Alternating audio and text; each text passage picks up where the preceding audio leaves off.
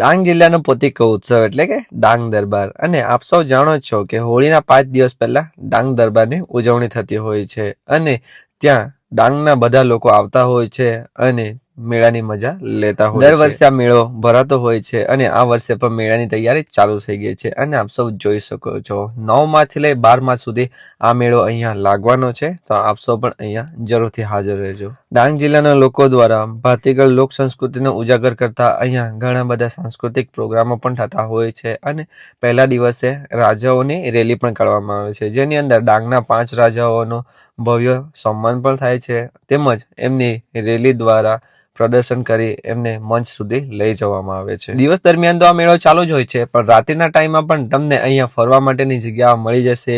રંગબેરંગી લાઇટો જોડેનો આ મેળો ખૂબ જ અદ્ભુત થવાનો છે. ડાંગ દરબાર મેળાની પરંપરાગત રીતે દર વર્ષે આ મેળો યોજવામાં આવે છે. આ મેળો હોળીના 5 દિવસ પહેલા યોજવામાં આવે છે તેમજ ડાંગ દરબાર મેળાનું ઉદ્ઘાટન અહીંયા રાજ્યપાલ દ્વારા કરવામાં આવતું હોય છે અને એની સાથે સાથે ડાંગના 5 રાજાઓનું સાથે સન્માન પણ કરવામાં આવે છે અને તેમને સાલિયાણો પણ આપવામાં આવે છે.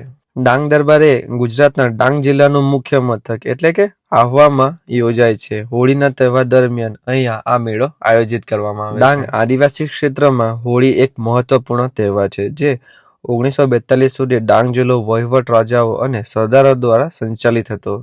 તે જ વર્ષે ડાંગ જિલ્લાના જંગલપેટાના અંગ્રેજોને સોંપવામાં આવ્યો હતો. આદિવાસી ભીલ રાજાઓ અને સરદારોને ભાડા તરીકે અને પછી વાર્ષિક રૂપે આપવામાં આવી હતી રકમ દર વર્ષે ભીલ રાજાઓ, સરદારો તેમજ મિત્રો, પોલીસ પટેલો, દરબારીઓને ડાંગ દરબાર ભરીને આપવામાં આવતી હતી. તે જ રીતે હવે દર વર્ષે રાજાઓને અહીંયા સાલિયાણો આપવામાં આવે છે.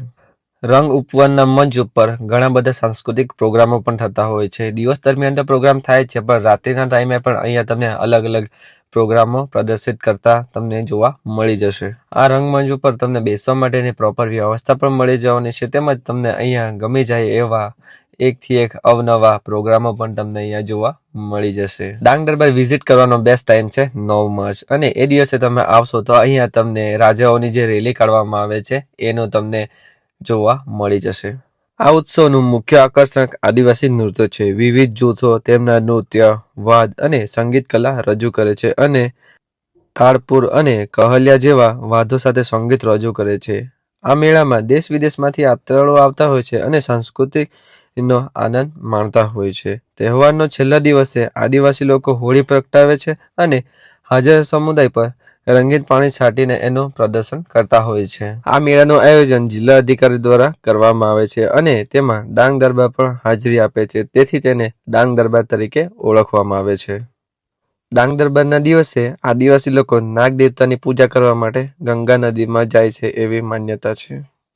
આપણા ગુજરાતમાં અલગ અલગ જગ્યાએ પોતાની સંસ્કૃતિને જાળવી રાખવા માટે અલગ અલગ મેળા તો યોજાતા હોય છે, પણ ડાંગ જિલ્લાનું મહત્વ વધારવા માટે અને એનું આગવું મહત્વ બતાવવા માટે આ ડાંગ દરબારનો મેળો આયોજિત કરવામાં આવે છે અને ઘણા વર્ષોથી આ ચાલતો આવ્યો છે અને હજુ પણ ચાલુ છે અને આગળ જતાં પણ એ હજી ચાલુ જ રહેશે. તો આપ સૌ પણ અહીંયા વિઝિટ કરવા માટે આવજો, કારણ કે વર્ષમાં એક જ વાર આ મેળો યોજાતો હોય છે અને અહીંયા વિઝિટ કરશો તો તમને પણ અવનવી વસ્તુઓ જાણવા મળશે તેમજ આપ સૌ આપના ફેમિલી જોડે અહીંયા આવી આ મેળાનો આનંદ ઉઠાવી શકશો.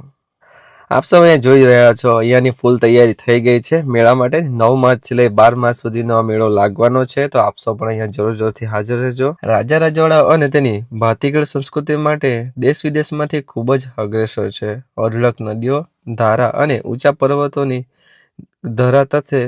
પ્રકૃતિ સૌંદર્ય ભરપૂર એવા ગુજરાત રાજ્યની વાત જ કંઈ અલગ છે. ગુજરાતની અંદર ઘણા બધા પ્રચલિત એવા મેળાઓ ભરાય છે જે વિવિધ રીત રિવાજ અને ચીજ વસ્તુઓને પ્રચલિત કરે છે, પરંતુ આપણો આ ડાંગ દરબારનો મેળો બધાથી કંઈ અલગ જ રીતે આયોજન કરવામાં આવે છે. તો આપ સૌ પણ અહીંયા આવજો અને વિઝિટ કરજો.